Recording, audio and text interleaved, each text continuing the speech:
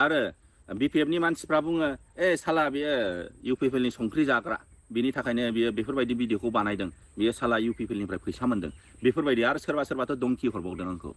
बुरबक नों जाम्बा सिरिथा नों जेबो मिन्थिया दा बेफोरबायदिनि थाखायनो आङो जेबो माने भिडिअ बानायनो गोसो जायाखैमोन बर' हारिखौ फोजाखांनाय एबा खौसेथिनि थाखाय नाथाय दिनै बारानिफ्राय बारा जाबाय। स' हेल' लोगोफोर नोंथांमोननिसिम मोनसे आपडेट भिडिअ लानानै फैलायबाय। नोंथांमोनाथ' गोबां ससियेल मिडियानि गेजेरै दाखालि बावैनिफ्रायनो नुबाय दङमोन जानो हागौ बर'निनो मुंदांखा इउटुबार सानैनि नाम मख' नोंथांमोना ससियेल मिडियायाव बुंबाय थानाय खोनादोंमोन जानो हागौ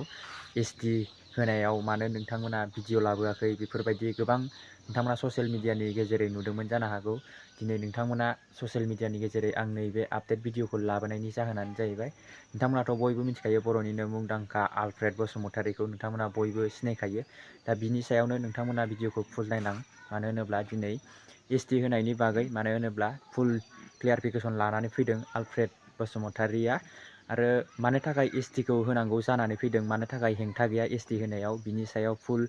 आपडेट नैबे भिडिअआ नोंथांमोना फारसेनिफ्राय भिडिअखौ फुल नायलां आरो नोंथांमोनाबो बुंदोंमोन बि बस आरो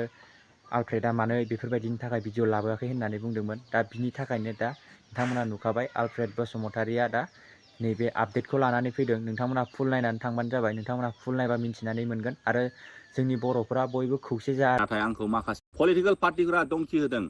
इउपिपिएलनि मानसिया बुंदों साला बेयो बिपिएफनि संख्रि जाग्रा बिपिएफनिफ्राय लाख लाख रां लानानै बे भिडिअखौ बानायदों आरो बिपिएफनि मानसिफ्रा बुङो साला बेयो इउपिपिएलनि संख्रि जाग्रा बिनि थाखायनो बियो बेफोरबायदि भिडिअखौ बानायदों बियो साला इउपिपिएलनिफ्राय फैसा मोनदों बेफोरबायदि आरो सोरबाथ' दंखि हरबावदों आंखौ बुरबक नों जाम्बा सिरिथा नों जेबो मिन्थिया दा बेफोरबायदिनि थाखायनो आङो जेबो माने भिडिअ बानायनो गोसो जायाखैमोन बर' हारिखौ फोजाखांनाय एबा खौसेथिनि थाखाय पार्टियावनो मोनथाम पलिटिकेल पार्टि जानाय लोगो लोगो मा जायो जोंनि बर' हारिनि भटआ गावस्राबाय माखासे ट्रेक्टराव थांबाय माखासे नांगोलाव थांबाय माखासे दा नै दामफार नामा अल्टारनेट पार्टियाव बड'लेण्ड जाहैदों बाहाय थांबाय अब्ला जों देरहागोन मानो होनबा नोंनि भटआ बोफ्लेबाय ओरै दा बिनि थाखायनो मा पलिसि गेलेनांखो गुबुन हारिखौ फुस्लायनांबाय जोंनि पार्टिनो भट हो जोंनि पार्टिखौ भट होनानै देरहा होयोबा नोंसिनि फेभार खामानि मावगोन जों नोंसिनि डेभेलपनि थाखाय दा बिथांमोनहाथ' बिबाय जोंनो एसटि नांगौ जों एसटि होगोन जोङो जुदि भट होनानै देरहा होयोबा जोङो 6था हारिनो जोङो एसटि होगोन दा पलिटिकेलनि मेनिफेस्ट'आनो बिदिसो जाबाय रोखा लिरनानै दोनखाबाय मेनिफेस्ट'आवनो जोंनि पार्टिखौ देरहा होयोबा जोङो 6था हारिनो जोङो एसटि होगोन जोंखौ भट होनानै देरहा होदो दा नै मुद्दाया बेसो एसटि होनायनिसो मोननैबो पार्टि बियो ट्रेक्टरावबो दंमोन नांगालावबो दंमोन लिडारफ्राथ' जेबोखौनो बुंनो हाया दा नोंथांमोनहा नुबोगासिनो दं एमपि जोंनाव बर'नाव सानै एमपि दं सासे रायजो सभायाव सासे लक सभायाव बिथांमोननि खुगानिफ्राय ओंखारदों ओंखाराखै न' अबजेक्शनल' जों होनायनि जेबो अबजेक्शन गैया दा नोंथांमोनहा जोंनि आसामनि स्पिकार दा नोंथांमोनहा बिथांनि खुगानिफ्रायबो खोनादों खोनायाखै एमएलएसफोर दङ साफ्रोमबो एमएलएस नोंथांमोनहा बिसोरनि खुगानिफ्राय खोनादों खोनायाखै दा सोरबा चिफआनो जा डिपुटि चिफआनो जा इएमआनो जा एमसिएलएआनो जा एमएलएआनो जा एमपिआनो जा गैया बिसोरनि खुगानिफ्राय मानो होनबा गावस्रा सियाराव जिरायनो मोनबाय थाबानो जाबाय राजा जाबानो जाबाय पलिटिक्सआव साना दे पलिटिक्सआव हारि गैया धोरोम गैया बुजिनानै लाखा पलिटिक्सआव फैनाय लोगो लोगो हारिबो गैया जाथिबो गैया रावबो गैया मा नांगौ खालि सियार पावार मानि एन्ड पावार बेखौल' नांगौ पलिटिक्सआव दा बेफोरबायदिनि थाखायनो बिसोरो हारिनि मोजांनि थाखाय सानला फार्स्ट एन्ड फरमस्ट प्रायरिटियानो जाबाय जोंनि पार्टि जोंनि इउपिपिएल पार्टि जोंनि बिपिएफ पार्टि जोंनि अल्टारनेटिभ पार्टि बिदिल'सै जोङो जेरैखि जाया थगायनानैबाबो जोंनि पार्टिया देरहाथारनांगौ आरो जोङो पावाराव थानांगौ दा बेल'सै बिनि थाखायनो जों पाब्लिकफ्रा बुजिनांगोन जों खौसेथि जानांगोन जुदि जोंनि बर' हारियाव काराप्टेड लिडार दंबा जोङो बेखौ पावारनिफ्राय बोख्लायनांगोन जोङो जै बर' लिडारा अहंखार बर' हारिखौ फानदों बिसोरखौ पावारनिफ्राय बोख्लायनांगौ मानि थाखाय जेसेबांखि बिसोर लिडार जादों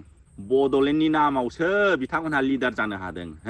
आन्दालन खालामफ्लानानै जोंनो बड'लेण्ड नांगौ न' बड'लेण्ड न' रेस्ट बेफोरबायदि खालामबाय लिडारगिरि जाबाय गिदिर गिदिर भाषण होबाय जोंना पाब्लिकफ्राबो नंगौ सानबाय बड'लेण्डल' मोनथोंसै होननानै एकदम लाख लाख फैसा माइरं बायदिसिना खांनानै हरबाय सापर्ट खालामबाय दा दिनै नै बिथांमोनहा बड'लेण्डबो नांला होननानै थगायबाय हो बड'लेण्डबो नांला होननानै थगायबाय बर' हारिखौ हो पावाराव जिरायनो मोननाय लोगो लोगो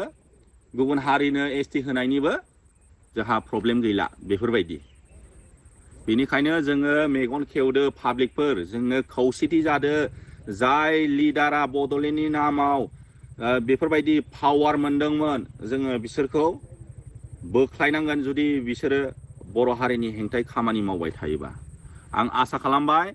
नोंथांमोनहा बुजिबाय होननानै मानि थाखाय साफ्रोमबो जोंनि बर' लिडारफ्रा दिनै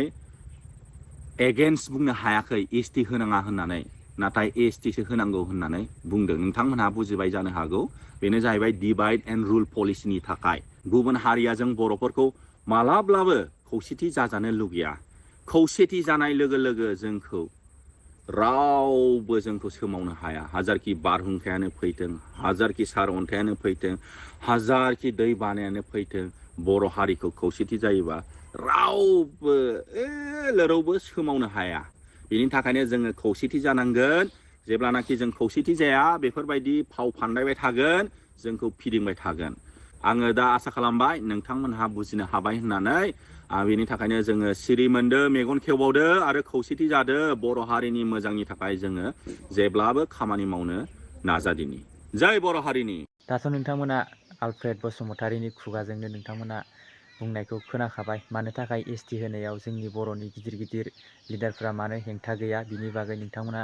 आलफ्रेड बसुमतारीनि खुगानिफ्रायनो नोंथांमोना नैबे भिडिअखौ नायनानै नुखाबाय आरो नोंथांमोना जुदि चेनेलाव गोदानै फैदोंबा अन्नानै लाइक कमेन्ट शेयार आरो साबस्क्राइब खालामनानै होलांबानो जाबाय आरो जोंनि बर' हारिफोरा बयबो खौसे जाबाय बिदिबा लोगोफोर नेक्स्ट भिडिअ थाबैनो लोगो मोनसिगोन बाय बाय हे बोडो क्या सोच के रखा है ये जो तुम लोग करता है तोड़ फोड़ क्या हमारा एसटी कैंसिल होगा नहीं होगा कभी भी नहीं होगा हमारा एसटी ऑलरेडी 90% हो गया 10% बाकी है अभी होने वाला चांस है क्या करोगे अगर हमारा एसटी हो गया देख लेना ठीक है हमारा पैर के नीचे रहेगा तुम लोग बोडो ये जो करता है तोड़ फोड़ करता है कुछ नहीं होने वाला है देखते जाओ और लिसन टू मी अगर रात को आदिवासी गांव या किधर भी घुस गया देख लेना अलग ही सीन होगा इतना साल से हम चुप बैठा अभी चुप नहीं होने वाला है बोडोस कुछ नहीं कर पाएगा गारंटी के साथ कुछ नहीं कर पाएगा जितना तोड़ फोड़ करो कुछ नहीं होगा तुम्हारा देख लेना अगर एसटी हुआ तुम सब बोडो लोग हमारा पैर के नीचे रहेगा ये कंफर्म है पैर के नीचे रहेगा और बोडो लोग देख लेना अगर आदिवासी के साथ हाथ लगाया या किधर मार गया ऐसा सुना देख लेना बोडो एक भी एक बचा नहीं रहेगा ध्यान रख अभी हम लोग चुप नहीं बैठने वाला है भाई बोडोस जितना भी आंदोलन करो जितना भी डिसमिस करने के लिए कोशिश कर कुछ नहीं होने वाला है जितना ही तोड़फोड़ करो किधर भी करो लेकिन हमारा एसटी कंफर्म होने वाला है ये जो आलतू फालतू वीडियो बनाता है तुम लोग या डिस कुछ नहीं होने वाला है भाई कुछ नहीं होने वाला है हमारा कंफर्म है एसटी एसटी एसटी बहुत जल्दी मिलने वाला है एसटी क्या करोगे अगर मिल गया तो अगर लड़ाई शुरू करोगे तो देख लेना अगर किधर भी अगर सुना है जो आदिवासी लोग ऐसे ऐसे बोडो के साथ हुआ लेकिन ध्यान रख एक भी एक बोडो बचा नहीं रहेगा इस बार हम पावर के साथ बोल रहे हैं और सुन लेना हम लोग का एसटी बहुत जल्दी होने वाला है हे बोडो वी आर द आदिवासी संताल ऑफ आसाम आसाम हमारा ये आदिवासी का ही है चल तो या गते को तीना आदिवासी संताल बुया को नवा फेसबुक रे जुड़ा मेना पिया तीना पे शेयर दाड़े शेयर तबुन पे ठीक है बुझे बड़ा